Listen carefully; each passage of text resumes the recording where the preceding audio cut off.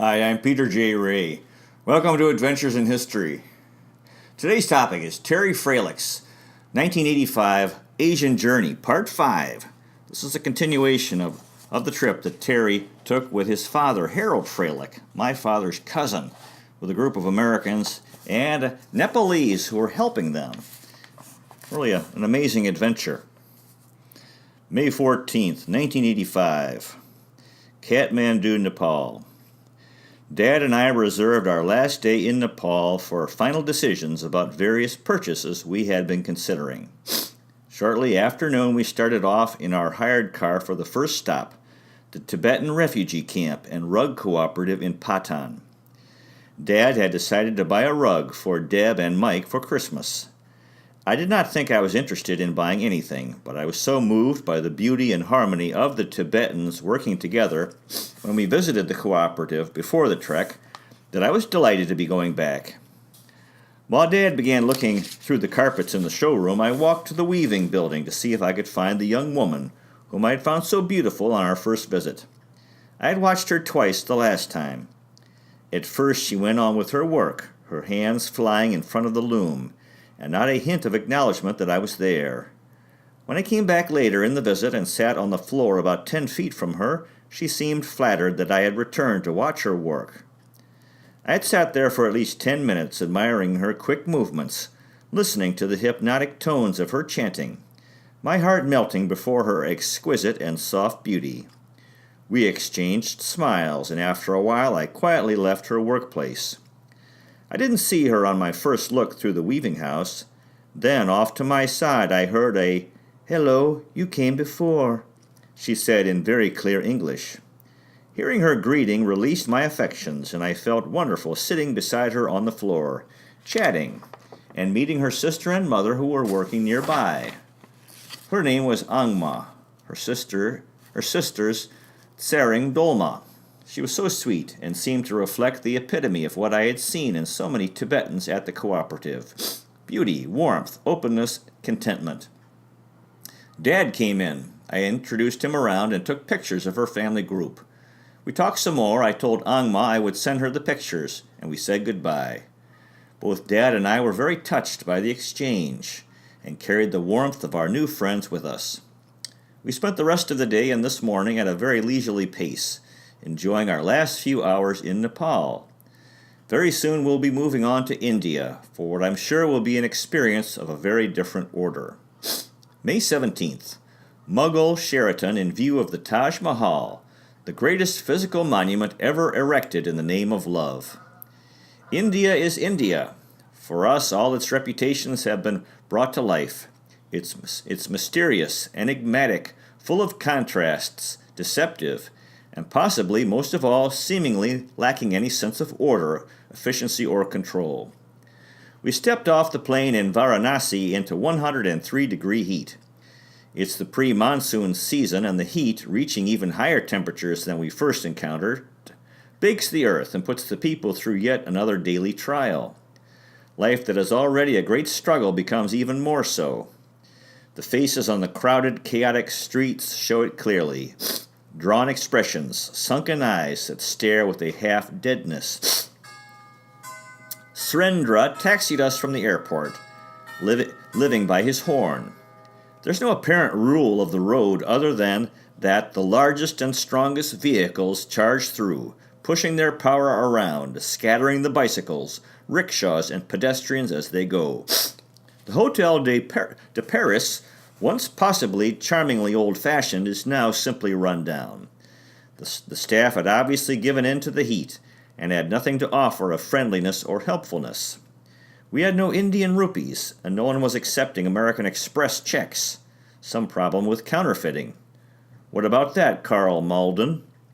We were beginning to wonder what we were in for. Surendra was willing to accept our credit and persuaded us that he could take us around much better than the government tour we had heard was good, and so we accepted his offer for an early evening tour of the city. Varanasi has about 1 million inhabitants, and they all seem to be on the streets at 5:30. Of course, the cows were there too, indulging in their Hindu holiness, wandering aimlessly or just sitting in the middle of traffic. Endless rows of shops, dimly lit openings in hovels and dilapidated buildings.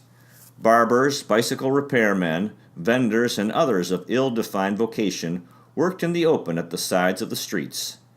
Scooters and bikes fought with cars, trucks, and buses for the precious space on the roads. Children wandered in tattered clothes, rags or nothing at all everywhere. We did find refuge in one beautiful Hindu temple in Surrendrastoor, and the tranquility was intoxicating.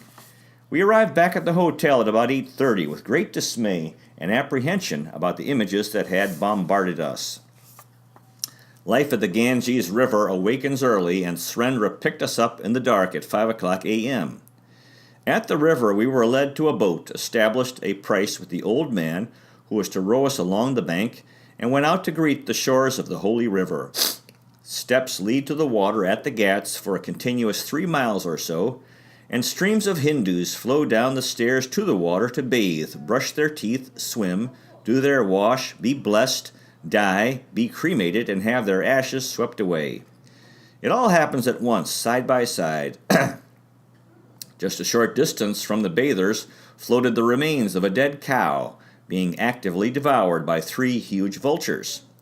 A bit farther on at the water's edge, a cremation was underway, with another body wrapped in cloth waiting. The spiritual relationship of these people with the holy water obviously overwhelms all other concerns. It is the source of life force and spiritual renewal. Nothing else matters. After an hour and a half of floating by this spectacle, we paid our boatman and found our way back through the throngs of hawkers and beggars to Surendra.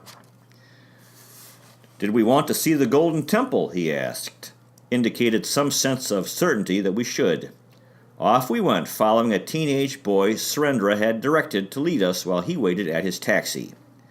The back streets of the old city are really narrow pathways between ancient buildings. Mostly they are lined with small holes in the walls, vendors crouching over their wares, heating tea, cooking various items, apparently designed for eating, or simply sitting listlessly hoping someone would want something of what they have. More cows take up a portion of the narrow space, and passage becomes a delicate act of weaving and sidestepping. In 5 minutes we reached the Golden Temple, but we could just as well have walked right by, as it was crowded hopelessly in between other buildings and barely visible. We courteously responded to our guide's sense of pride, terminated our visit after a short inspection, and followed the boy's lead back to Surendra, who dropped us back at the hotel, with arrangements to be picked up in several hours for more.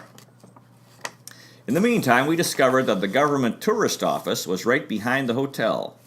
The hotel staff had failed to let us know that despite inquiry.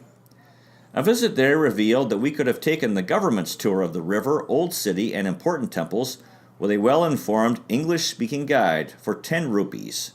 We had paid Surendra and the boatman a total of 90 rupees. Welcome to India. At the appointed hour, we paid off and dismissed Surendra and signed up for the government's afternoon tour. As expected, it was excellent, consisting primarily of the museum and archaeological ruins at Sarnath, where the Lord Buddha gave his first talk to his disciples after attaining enlightenment under the Bodhi tree at Bodh Gaya.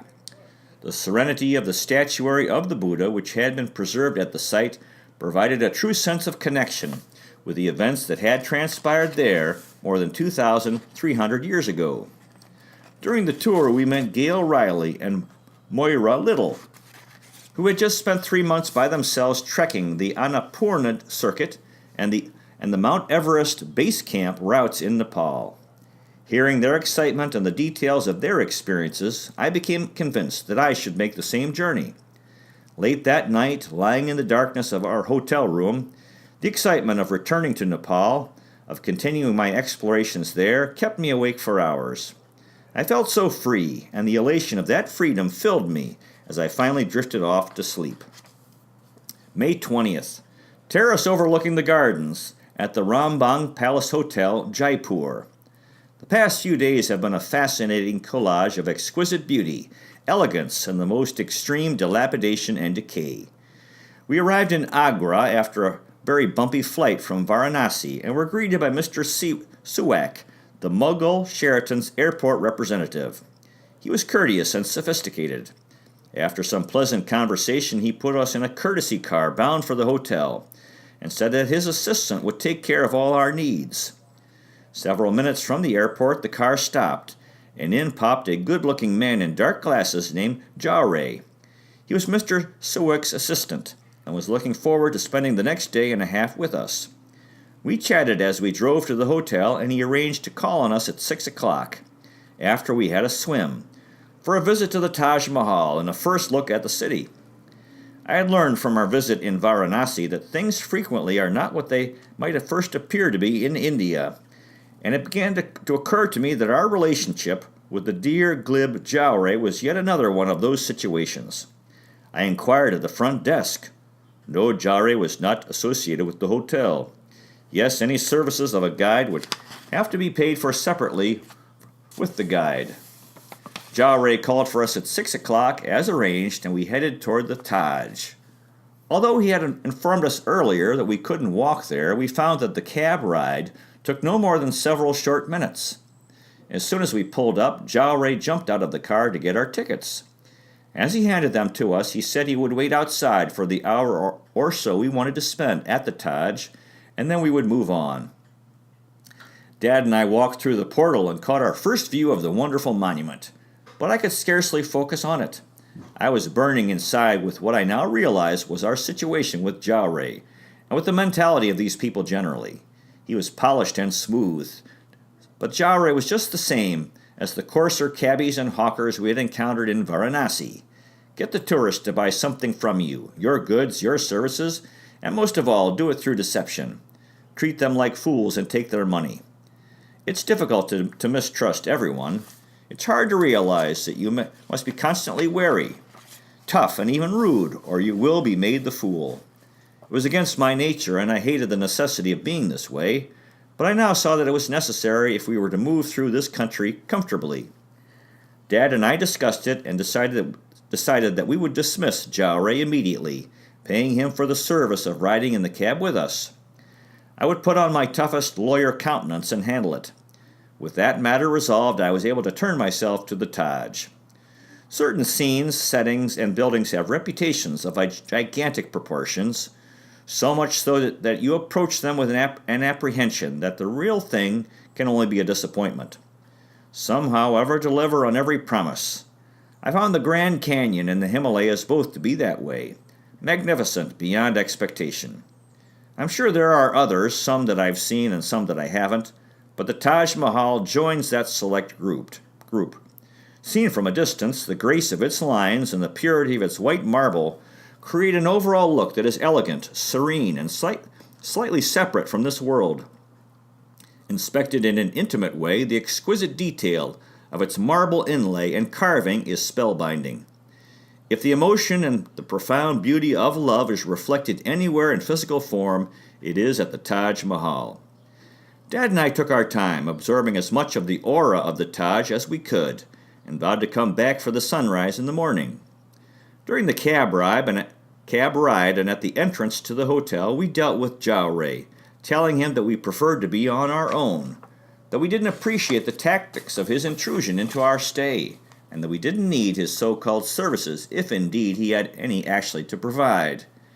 At last, as we last viewed the now rather ruffled Jowre, he was calling after us with a plea to give him a different 50-rupee note, as the one I had handed him was damaged.